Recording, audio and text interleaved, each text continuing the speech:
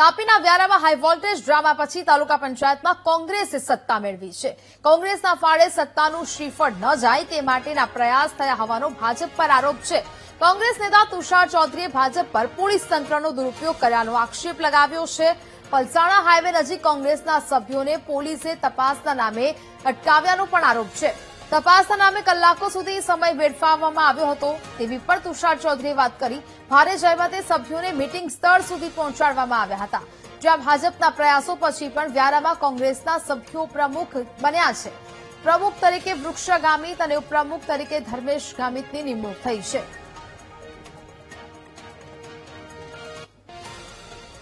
જે પ્રકારની ઘટના આજે વ્યારા તાલુકા પંચાયતના પ્રમુખ ઉપપ્રમુખની ચૂંટણી દરમિયાન થઈ છે, જે પ્રકારે પોલીસ તંત્રે કોંગ્રેસ પક્ષના પ્રમુખ ઉપપ્રમુખ ના બને અને મતદાન સુધી પહોંચી ના શકે એ પ્રકારના પ્રયત્નો કર્યા છે।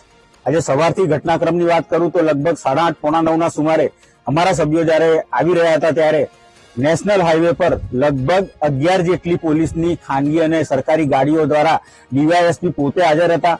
એ લોકોની ગાડીનો સતત પીછો કરવામાં આવી રહ્યો હતો અને એક જગ્યાએ પોણા 9 રોકીને એમની ગાડીની તપાસ કરવામાં આવી, કાગળિયા તપાસવામાં આવ્યા, એમાં કશું જ ના મળ્યું। તેમ છતાં પણ એ લોકોને ત્યાંથી કલાક જેટલો સમય વ્યતીત કરવામાં આવ્યો। ત્યારબાદ એ લોકોને ગંગાધરા પોલીસ ચોકી લઈ જવામાં આવ્યા। ત્યાં પણ માત્ર એમ કે અમારે તમારું નામ ખાલી લખવાનું છે, એન્ટ્રી કરવાની છે।